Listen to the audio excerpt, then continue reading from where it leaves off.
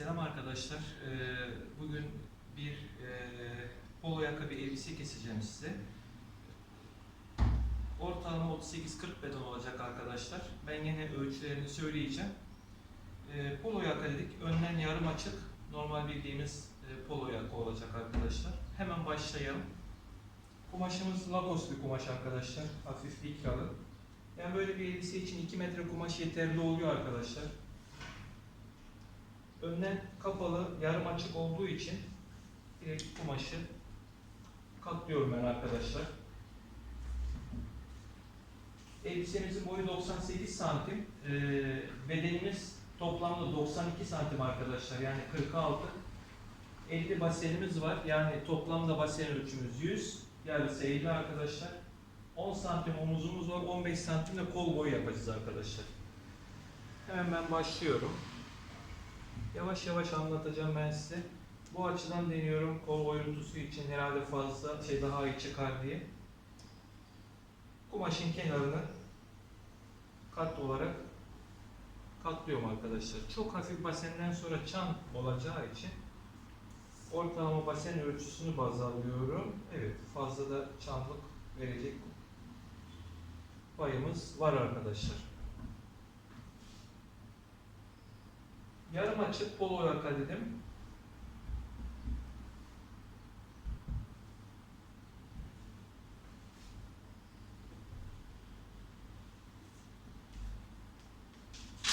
Kumaşımın üstü biraz eğri arkadaşlar. İlk önce yapmamız gereken hemen kumaşımızın üstünü düzeltelim.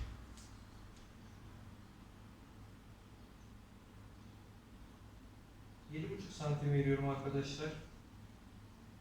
Alta doğrusa aynı şekilde yine 7,5 santim veriyorum. Ve omuz bitimimi söyleyeceğim. Şimdi 10 santim omuzum var. Ve 10 santim omuzum var arkadaşlar. 10 santimi alıyorum.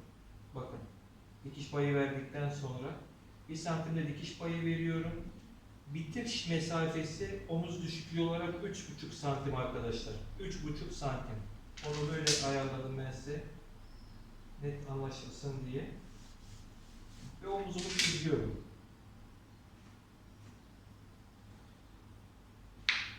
Yakam yarım açık dedim. Önde pat var. 3 tane ya da 4 tane düğme yapacağız arkadaşlar.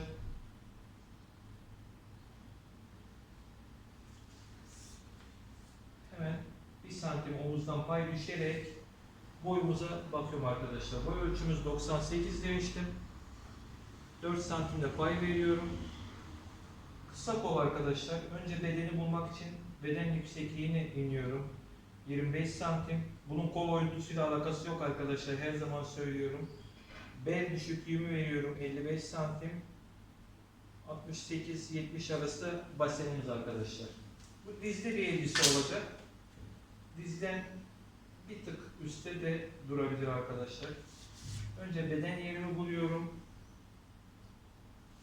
Bel çizgimi çekiyorum arkadaşlar. Bakın, basen çizgimi çekiyorum. Ve boyumu çekiyorum arkadaşlar. Şimdi hemen bedenimi buluyorum.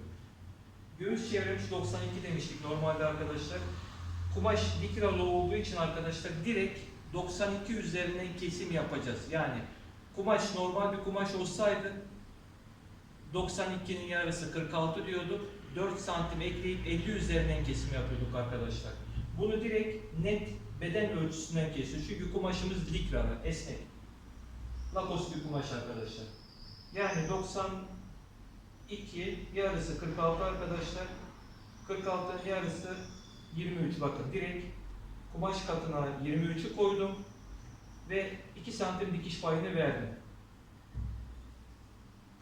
Basene geliyorum. Basen çevremiz 100 dedim arkadaşlar. Direkt 50'den kesiyorum. Ve 2 santim dikiş payını verdim. Şimdi bel oyuntusu olsun diye cetveli oyuntu kısmını basene doğru şu şekilde çiziyorum arkadaşlar. Bakın cetvelin Şu bölümüyle oyuntu çıksın diye. Sonra basen çizgimiz burada arkadaşlar. Bakın. Şu hareketi yapıyoruz. Kaldırıyorum ve cetvelin dışını şuraya veriyorum arkadaşlar. Buradan sonra da çan çıkacak. Çanlığı kendini gösteriyor arkadaşlar. Çok hafif bir çan.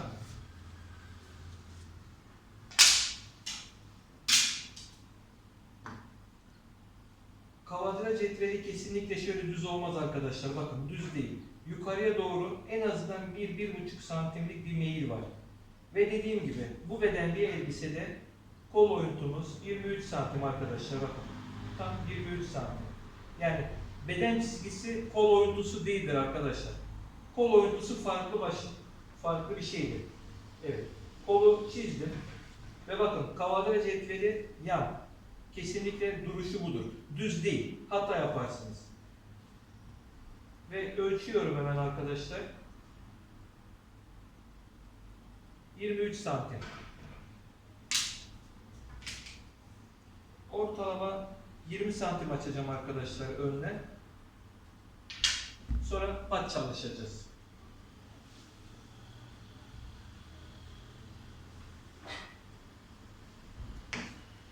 Evet, kesiyorum.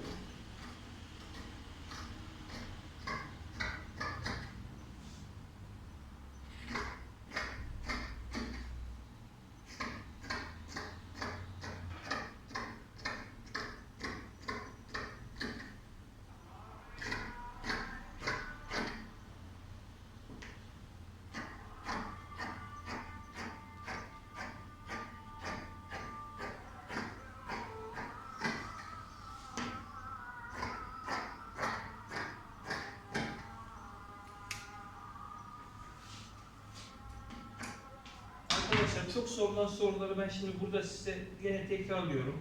Dediğim gibi biz bu elbiseyi keserken göğüs çevremiz 92 dedim. Yarısı 46, yarısı 23. Bakın tam 23 baz alarak ölçüyorum ve sadece dikiş payı veriyorum. Ama arkadaş mesela yazıyor. Diyor ki hocam diyor benim göğüs çevrem 110 nasıl keseceğim? 110'un yarısı arkadaşlar ne yapıyor? 55. 55'in yarısı ne yapıyor? 27,5. Bakın aynı kumaş katına 27,5 santimi veriyorum. 27,5 ve 2 santim dikiş payını verdiğim zaman bu elbise 110 beden yani 110 göğüs çevresi olan bir arkadaşımıza kesilecek elbise. Aynı şeyi basende de uyguluyorsunuz. Yani pratik kesimi gösterirken ben size hani 40 beden diyorsam 40 bedendir ama siz kendi ölçünüze göre bunu değiştirebilirsiniz arkadaşlar. Sistem bu, sadece siz buraya uyacaksınız. Ölçünüz kaçsa, ölçünüz 120 diyelim. Göğüs çevreniz 120. Yarısı 30 yapar arkadaş. 60 yapar. 60'ın yarısı 30. Bakın. Kumaş kenarına 30'u veriyorsunuz. Sonra dikiş payını veriyorsunuz. Aynı şekilde de baseni büyütüyorsunuz. Yani basen ölçünüz kaçsa arkadaşlar çiziyorsunuz ve kesiyorsunuz. Yani pratikliğin en güzel tarafı bu. Yani kişiye göre kesim yapabilirsiniz. Hemen arka bedene geçiyorum ben arkadaşlar.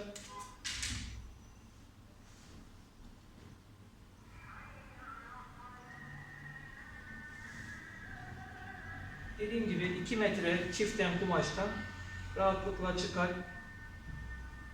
Hatta bu kısa kol arkadaşlar 2 metre bile değil, 1,5 metreden de rahatlıkla çıkar. Yani bu tarz uzun kol bir elbise 2 metreden çıkar, yani onu anlatmaya çalışıyorum. Kumaşımızın düzüne gidiyorum.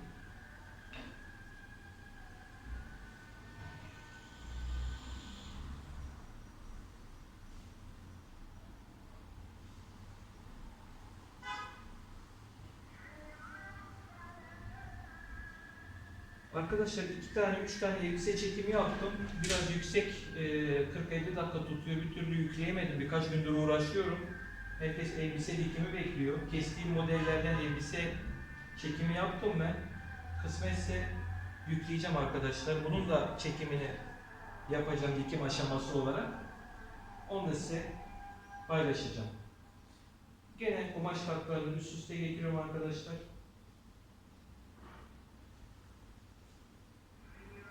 Yani anlatabildiğim kadar fazla anlatıyorum.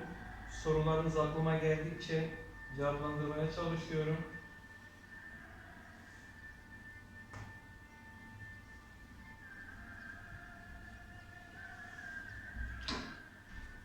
Evet. Arka omuz omuzu 3 santim yükseltiyorum arkadaşlar. Çok sorulan sorulardan biri. Hocam diyorlar omuzu 3 santim yükseltiyorsunuz ama diyorlar ki ön kola göre kol kesiyorsunuz. Yani ön ölçüyü alıyorsunuz 23 santim 24 santim ona göre kol kesiyorsunuz.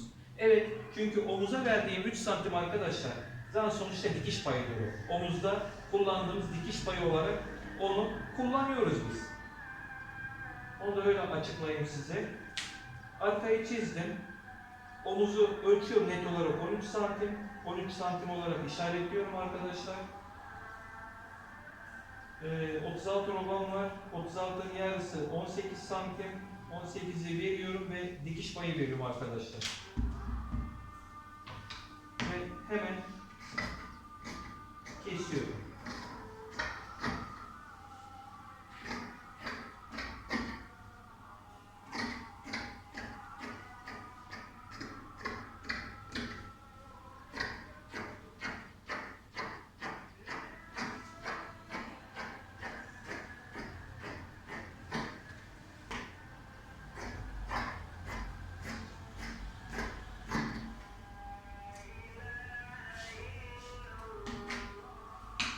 Kestim arkadaşlar. Çok sorulan sorulardan biri gene hocam arka beden ön bedenden kısa ya da arka beden ön bedenden uzun. Arkadaşlar pratik kesimde birebir direkt omuz ölçüsü alıyoruz biz. Omuz yani roba derken arka roba kol takım yerinde. Yani şu ölçüyü alıyoruz. Bakın. Kişide şu ölçüyü alıyoruz. Bu ölçü çok önemli. Bunu aldıktan sonra kesimini yapıyoruz. Yani o ölçü nereye geliyorsa pratik kesimde de oraya geliyor arkadaşlar. Onu değiştirmiyoruz yani. Şimdi sadece bir kol keseceğim ben arkadaşlar.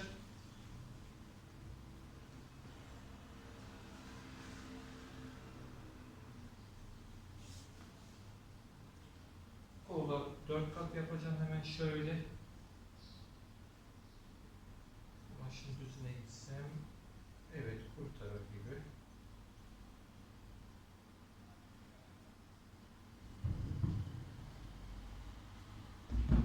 Başın düzüne gittim arkadaşlar.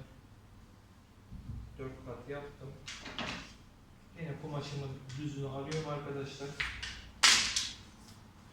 Lakos esnek. Normalde hani 12 santim diyordum ya arkadaşlar. Bu tarz penyelerde 6-7 santim. Ama lakosu keserken yine 8-9 santim düşün arkadaşlar. 12 santim düşmenize gerek yok. Ve kolumuzu çizelim. Evet. 23 santim arkadaşlar.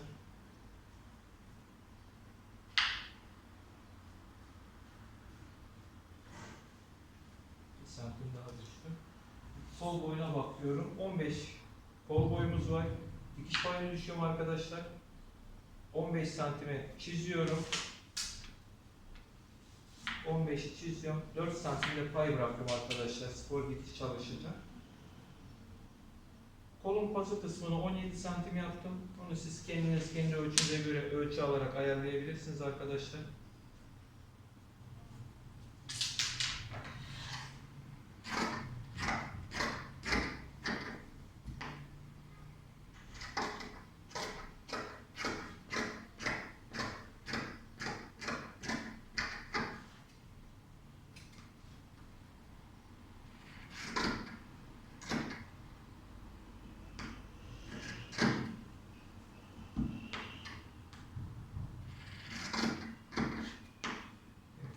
Dikilecek yerin çıtlığı, bu da bükülecek yer. Kumaş ortamız arkadaşlar. Ve aynı şekilde kolumuzun önünü oyuyorum arkadaşlar 1 santim kadar. Ve önümü belirleyen çıtımı alıyorum. Bu da tamam arkadaşlar. Şimdi sadece pat keseceğim 2 tane. Patları yapıştıracağız. 3 santimlik bir pat yapacağız arkadaşlar. Üst üste binecek. Biz onu 4'ten kesiyoruz. Yapıştırdıktan sonra netini çıkarım arkadaşlar. Yani yapışkanlı şeylerle biz bir zaman önce de çalışmayalım. 20 santim demiştik. 28 santim fazlası da var. Evet. Onu da kestim arkadaşlar. Şimdi bir de üst yaka keseceğim. Evet, bu da bizim yakamız olacak. 38 santim yaka ölçümüz var. 45 santimden kesiyorum. Ve komple teladıktan sonra arkadaşlar yakayı kesip çalışacağım. Şimdi kumaşı kaldırdım. Şurayı bir daha anlatıyorum size arkadaşlar. 3 santim fazla veriyoruz ve kolu niye öne doğru kestiğimizi söylüyorlar arkadaşlar.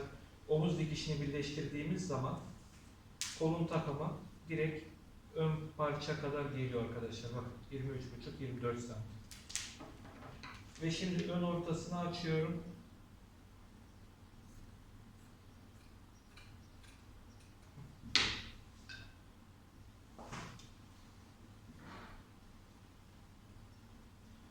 Polo yaka olacak arkadaşlar.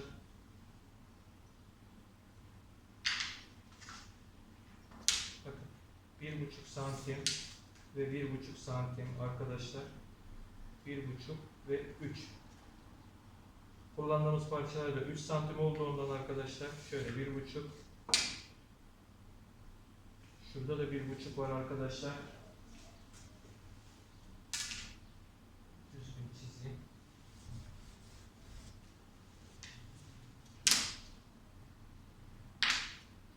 Bunun dikim aşamasını gösterdiğim için orada daha net olur arkadaşlar. Evet, şöyle pat çalışacağız arkadaşlar. 3 santim ve 3 santim patlar üst üste gelecek ve dediğim gibi güzel yakalı bir çalışma olacak. Parçalarımız da bunlar, kollarımız ve yakamız arkadaşlar. Bugünkü kesim de bu kadar arkadaşlar. Bir dahakine görüşmek üzere.